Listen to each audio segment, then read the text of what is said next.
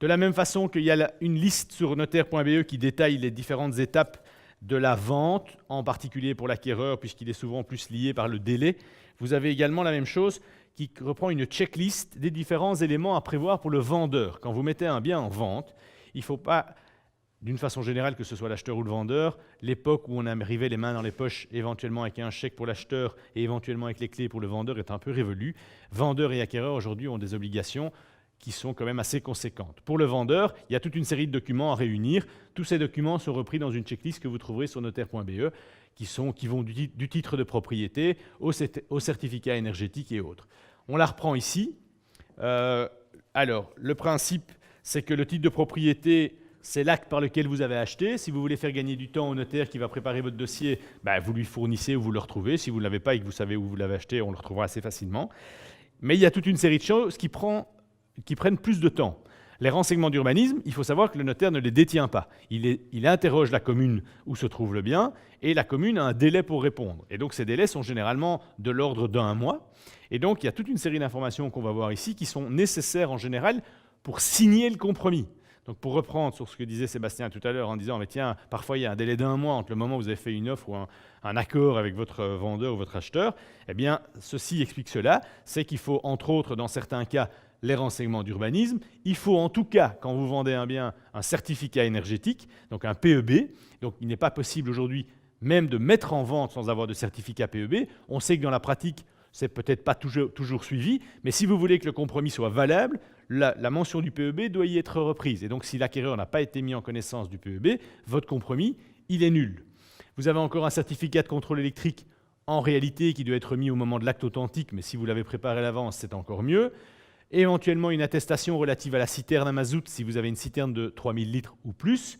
Petite information, on a eu à l'étude chez nous il y a quelques semaines un dossier qui est parti complètement en vrille parce qu'au moment du compromis, les parties ont signé entre elles un engagement, personne n'a relevé qu'il y avait une citerne. Dans les démarches qu'on a fait pour préparer le dossier, on a posé la question, on nous a dit « ah mais tiens, une citerne qui fait 3500 litres ». Ah bien, il y a une obligation par la région wallonne d'avoir une attestation de conformité et d'étanchéité. Alors on a demandé à un expert de venir mettre un petit bouchon et de vérifier la pression et de voir si elle était étanche. Et elle n'était pas étanche. Et comme l'expert, évidemment, puisque c'est son job, a dû dénoncer cela à la région wallonne, il y a une analyse de sol qui a dû être faite, etc. Et on est parti dans un cheminement, il y avait une pollution, la citerne était sous la maison, donc vous imaginez le bazar. Et donc, non seulement l'acquéreur se retrouve coincé, il y a un acompte à une agence, les vendeurs ne savent plus vendre la maison. Et donc, ce genre de choses ne serait pas arrivé si, avant de mettre en vente, il avait été signalé qu'il y avait une citerne et qu'on avait fait le contrôle. Au moins, on aurait pu gérer le problème avant de mettre en vente, sans avoir en plus sur le dos un acquéreur qui est en train de mettre en demeure les vendeurs pour délivrer le bien. Attestation du sol en Flandre et à Bruxelles, documents relatifs à la copropriété. Comme je l'ai dit tout à l'heure, les informations de syndic et les assemblées générales sont essentielles. L'acte de base également, si vous avez un appartement, retenez que vous êtes obligé de remettre à votre acheteur l'acte de base, sans quoi le notaire devra essayer de se le procurer.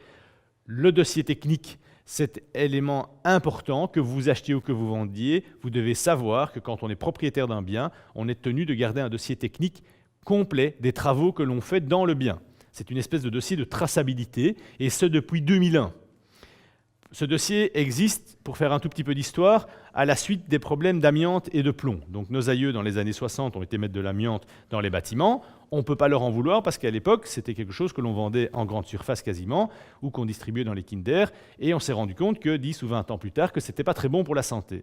Vous pouvez être certain qu'aujourd'hui, nous ne sommes pas beaucoup plus malins qu'eux et que nous utilisons des matériaux en 2018 qui, peut-être, s'avéreront en 2030 mauvais pour la santé.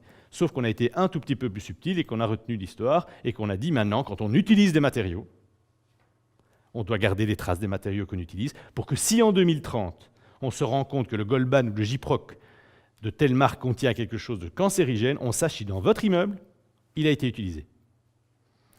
Alors, c'est quelque chose qui doit se remettre au moment d'un acte de vente. Le notaire doit constater la remise du dossier.